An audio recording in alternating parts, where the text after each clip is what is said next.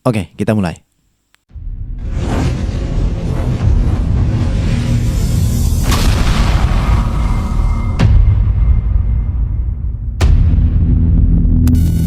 Pernah dengar istilah solopreneur nggak? Ya, solopreneur itu udah viral ya. Wah, udah banyak juga pelaku-pelakunya kalau di barat ya.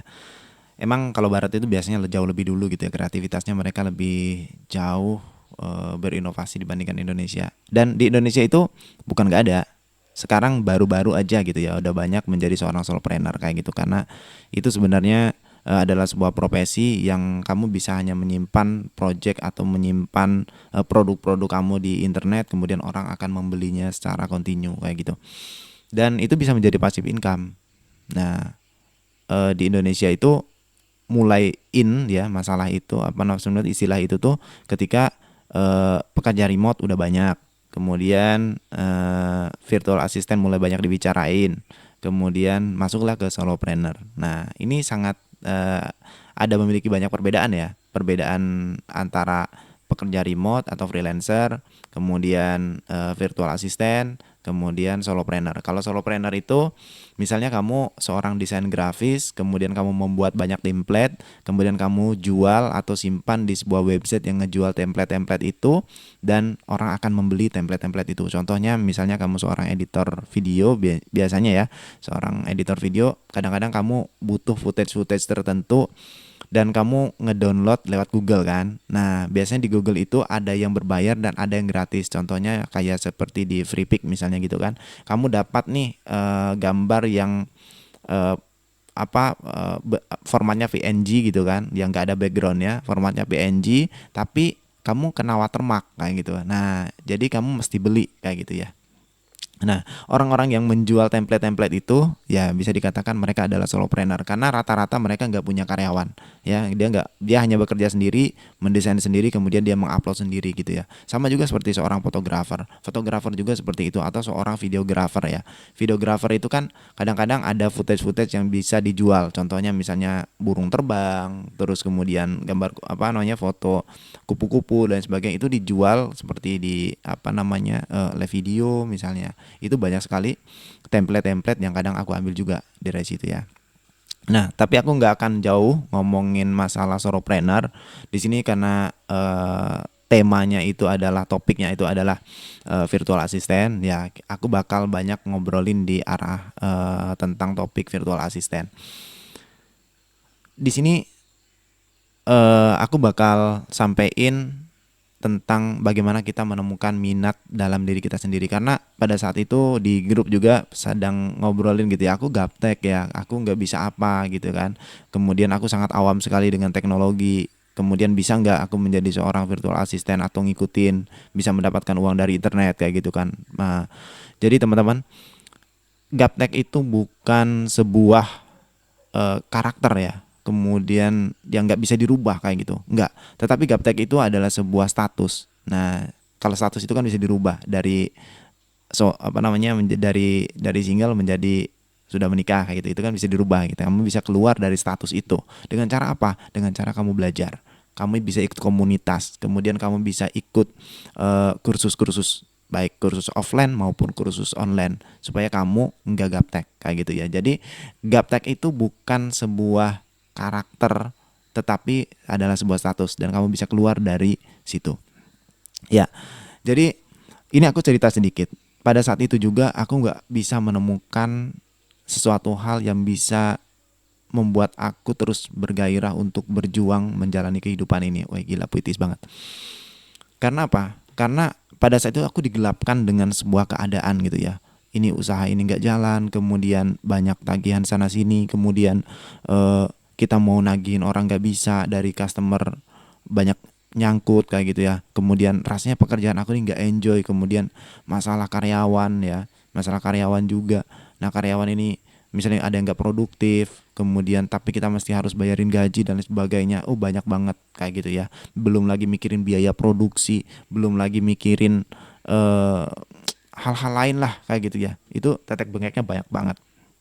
Dan pada saat itu aku coba beralih kayak gitu ya, aku mendingan bekerja sendiri aja kayak gitu. Nah, tetapi bagaimana caranya kayak gitu ya? Apa yang bisa aku kerjakan kayak gitu di zaman sekarang? Sana sini udah susah, apalagi kita mau jualan-jualan apa kayak gitu. Nah, sekarang yang pada akhirnya aku merenung ya. Pada akhirnya aku merenung, mulai aku melihat pada diri aku sendiri, karena pada saat itu sempat aku menyalah-nyalahkan gitu ya, menyalahkan pihak luar kayak gitu ya, salahkan si inilah, salahkan keadaan inilah, salahkan beginilah, salahkan begitu ya. Enggak, sebenarnya itu tidak ada yang salah di luar, yang salah itu adalah dalam diri kamu sendiri. Enggak ada ceritanya kamu menyalahkan orang lain, karena sebenarnya kamu bisa menentukan hidup kamu itu karena dari diri kamu sendiri ya, kayak gitu. Jadi pada saat itu aku pernah juga menjadi seorang agent insurance gitu ya. Nah, sebut aja agent insurance. Nah, biasanya di dalam sebuah komunitas itu tuh banyak sekali materi-materi atau pelatihan-pelatihan yang diadakan sama mereka kayak gitu. Dan aku pernah mengikuti banyak pelatihan-pelatihan itu. Dan ternyata itu sangat bermanfaat. Aku mulai merenung dalam diriku, ternyata tuh aku punya gitu ya. Ternyata aku punya keahlian itu. Keahlian dalam hal berkomunikasi sama orang. Kita mau nyeles ketemu orang, kita mesti banyak kita tuh public speakingnya kita mesti bener kayak gitu ya. Kemudian kata-kata apa aja yang bisa disampaikan pada saat ice breaking dan sebagainya ya. Pokoknya runutannya seperti itu. Ternyata aku punya gitu ya. Meskipun aku bukan seorang yang expert, tetapi tuh aku tuh praktisi kayak gitu ya, praktisi, dan aku pernah ngalamin itu kayak gitu, dan itu pernah closing kayak gitu kan. Nah, semangat itu tuh aku bangun lagi. Kemudian itu pada saat kita membuka percetakan, aku tuh pernah belajar desain grafis itu sama tim aku ya, sama tim aku. Dia partner bisnis aku juga. Aku belajar dari situ. Aku aku belajar Corel Draw, kemudian aku belajar Photoshop, kemudian aku belajar Adobe Premiere, sampai aku belajar menjadi videographer itu, teknik pengambilan video itu dari dia kayak gitu ya. Selebihnya aku banyak belajar dari YouTube tutorial. Nah, ternyata tuh aku punya loh keahlian seperti itu gitu ya. Jadi setelah kita merenung, mulai mengaplikasikan. Karena banyak orang itu dia hanya merenung, dia punya potensi sebenarnya, tetapi dia nggak bisa mengaplikasikannya kayak gitu ya. Ya itu kalau nggak diaplikasikan hanya sebagai konsep jadinya. Ya sebagai drafting aja di dalam pikiran kamu, dan kamu nggak akan pernah mendapatkan sesuatu apapun dari hasil pikiran kamu kayak gitu. Nah, jadi dari semua pengalaman itu aku simpulin ada 5 cara untuk menggali potensi dalam diri kamu.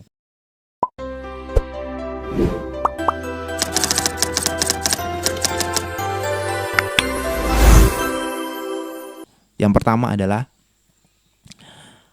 apa yang bikin kamu itu bersemangat.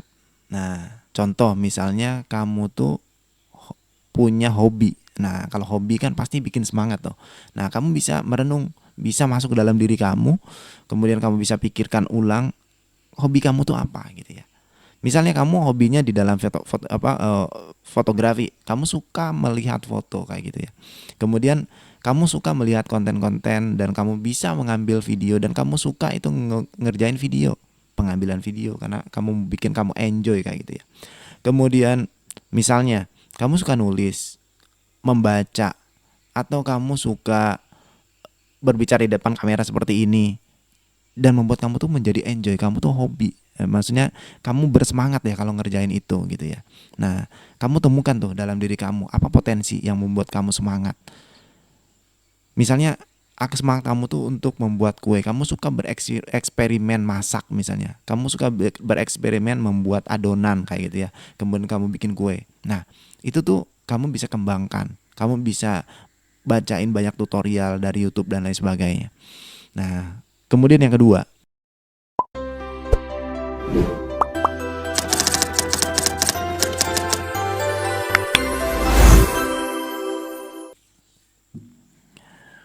adalah keterampilan apa yang kamu punya. Seperti yang aku ceritakan tadi, ternyata tuh aku bisa ngedesain ya. Ternyata aku bisa public speaking ya. Ternyata aku suka ngobrol di depan kamera ya. Kemudian ternyata tuh aku bisa ngedit video ya. Kemudian ternyata aku tuh bisa mengambil videografi juga ya. Kemudian ternyata aku tuh bisa ngejual desain itu ya gitu ya. Nah, kemudian tuh pernah aku membuat video begini-begini dan aku dikontrak oleh sebuah perusahaan untuk membuat video company profile.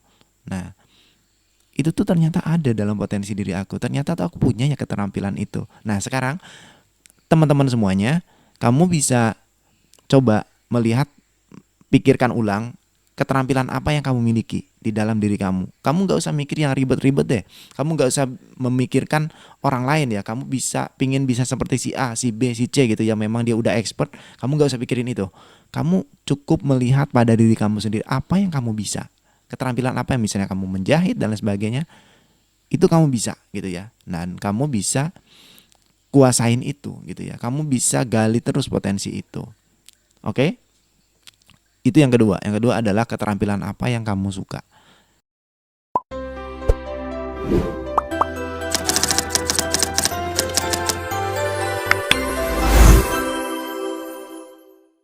Kemudian yang ketiga adalah kegiatan apa yang paling kamu nikmatin.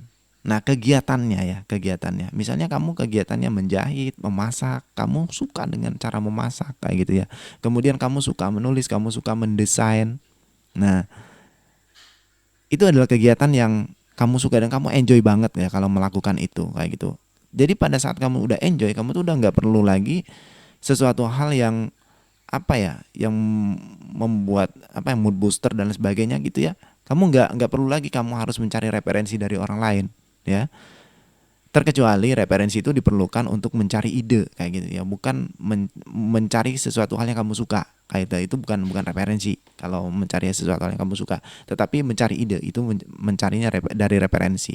Bisa dari tutorial, dari YouTube, dari motivasi orang kayak gitu ya. Kemudian dari peluang-peluang yang ada kayak gitu. Kita sharing bareng teman, itu mencari ide.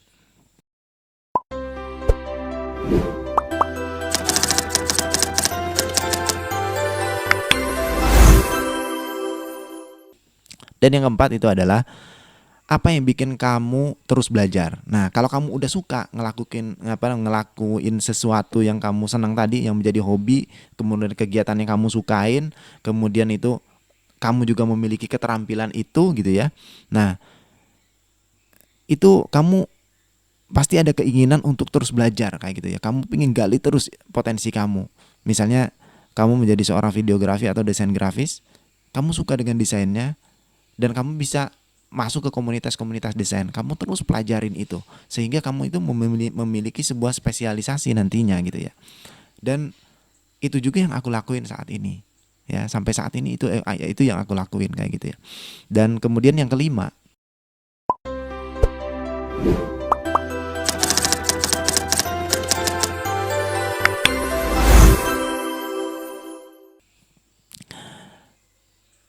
pasti semua itu berawal dari mimpi. Kamu bisa melakukan sesuatu itu karena kamu punya impian, ya, punya visi kayak gitu ya, punya visi. Contoh, kamu menjadi seorang desain grafis, itu juga dari sebuah visi. Apalagi seorang desain grafis, ya, kamu bisa membayangkan hasil desain kamu ini bakal seperti ini. Begitu juga kamu bisa membayangkan diri kamu itu seperti apa sih gitu ya. Kamu pengen dilihat sama orang itu seperti apa. Oh, aku nih sebagai seorang desainer. Kemudian aku nih menjadi seorang mentor atau pemateri kayak gitu ya. Nah, aku ini menjadi seorang virtual assistant kayak gitu ya. Nah, kamu pasti bisa membayangkan diri kamu nanti seperti apa. Kamu tuh pingin dilihat orang tuh seperti apa kayak gitu. Dan kamu bisa bayangkan itu gitu ya. Kamu bisa impikan itu. Kamu bangun tuh, kamu bisa tulis aku pingin menjadi apa. Kamu gak usah pakai goals deh. Kita gak usah bicara goals dulu. Yang penting intinya kamu bisa ngebayangkan kamu tuh bangga loh. Bangga dan kamu merasa oh ini nih aku banget ya. Aku menjadi profesi seperti ini aku banget kayak gitu ya. Nah, kamu mesti temukan itu. Kalau kamu udah temukan itu, nah semuanya akan menjadi sesuatu hal yang berjalan dengan sendirinya ya, bisa dikatakan tuh autopilot. Artinya setelah kamu mendapatkan mimpi, kamu bisa fokus kepada impian kamu bisa fokus pada bayangan kamu kayak gitu. Mimpinya ya bukan mimpi, oh aku pengen punya mobil, aku pengen punya rumah yang gede. Ntar dulu, kita bukan ngobrolin itu ya, bukan ngobrolin itu. Tapi ngobrolin apa? Ngobrolin tentang kamu itu menjadi seperti apa kayak gitu ya, bukan ngomongin tentang kepemilikan aset ya, tetapi kamu tuh senang dan bangga kamu itu menjadi seperti apa. Nah, itu dulu ya. Sehingga kamu nanti pada saat melakukan sesuatu itu kamu sangat enjoy, sangat enjoy. Meskipun kamu banyak masalah, banyak hal-hal yang sedang kamu pikirkan, pikiran kamu jadi ruwet, kamu mesti balik lagi kepada apa yang menjadi impian kamu. Nah, kamu itu ingin menjadi seperti apa? Kamu bangga menjadi seorang itu seperti apa, dan kamu bakal hidup dalam berkesadaran kayak gitu ya. Oh, aku nih seorang desain grafis, gaya aku nih seperti ini, karakter aku nih seperti ini. Kemudian itu cara aku berbicara tuh seperti ini. Nah, kayak gitu dulu ya. Kamu bisa temukan itu. Nah, nanti kesananya kita bakal ngobrolin tentang virtual assistant. Karena ini menjadi sebuah pondasi kamu ya, pondasi kamu, karena potensi dalam diri kamu itu menjadi sebuah pondasi kamu untuk bisa berkiprah menjadi seorang virtual assistant. Dan selanjutnya nanti ketika kamu sudah menemukan minat dalam diri kamu, kamu bisa memposisikan aku nih siapa, kayak gitu. Oke, itu dulu videonya. Mudah-mudahan ini bisa bermanfaat. Dan buat kamu yang pingin mendapatkan ebook ya, ebook yang bisa membuat langkah-langkah untuk menjadi seorang virtual assistant ya, kamu bisa klik di link pada kolom deskripsi. Kemudian di situ juga aku bakal cantumin link ini ya, link WA grup supaya kamu bisa bergabung juga bersama saya. Di sana saya juga banyak sharing, di sana juga saya banyak memberikan bisa dikatakan sharing lah, sharing sederhananya kayak gitu, sharing tentang pengalaman-pengalaman aku tentang seorang virtual assistant gitu aja ya. Dan itu mudah-mudahan bisa bermanfaat buat teman-teman, buat yang sedang mencari pekerjaan atau belum mendapat pekerjaan, atau ingin menambah penghasilan, mencari passive income. Kemudian teman-teman juga bisa belajar bareng dan sharing bareng di sana. Kamu bisa ketemu sama circle atau komunitas-komunitas teman-teman di sana yang juga sangat positif kayak gitu ya. Silakan klik linknya. Kalau mau beli e-booknya silakan kamu klik di link juga di bawah, link pembelian e-booknya. Aku bakal berikan satu langkah-langkahnya di e-book itu, dan kamu bisa konsultasi juga di grup. Oke, sekian dari saya dulu. Dengan saya Taufik, sampai jumpa di video berikutnya. Assalamualaikum.